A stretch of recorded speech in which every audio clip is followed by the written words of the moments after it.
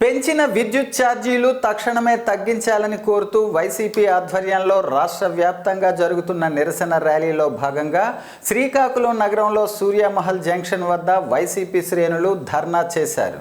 అనంతరం విద్యుత్ శాఖ పర్యవేక్షణ ఇంజనీర్ నాగిరెడ్డి కృష్ణమూర్తికి వినతి పత్రాన్ని అందజేశారు.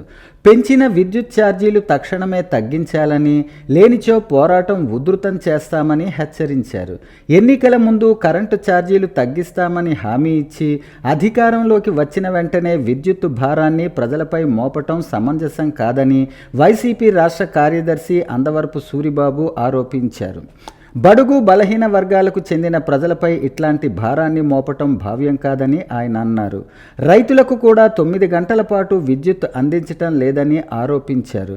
జిల్లా వ్యాప్తంగా ఉమ్మడి 10 నియోజకవర్గాల్లో వైసీపీ శ్రేణులు పెద్ద ఎత్తున ధర్నా నిరసన ప్రదర్శన చేశారు.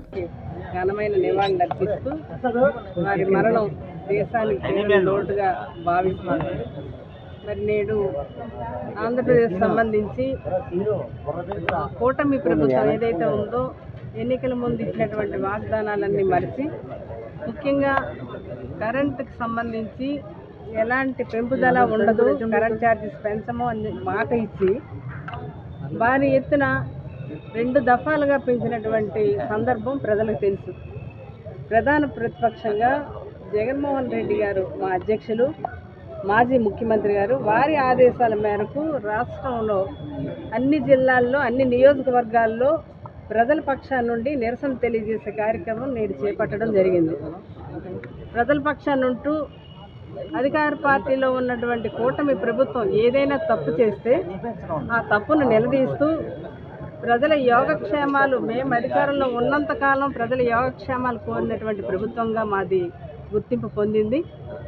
నేడు అనేకమైనటువంటి రేట్లు పెరగడం కానీ, ఇచ్చినటువంటి హామీలు నెరవేర్చకపోవడం కానీ కూటమి ప్రభుత్వం చేయడం జరుగుతుంది.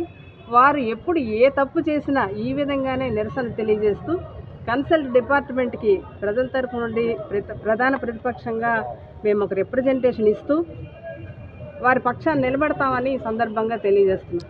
దీన్ని నేటి కూటమి ప్రభుత్వం గమనించి వెనక్కి తగ్గి విద్యుత్ ఛార్జీలు పెంచకుండా ఉండాలని ప్రజల తరఫు నుండి కోరుకుంటున్నాము.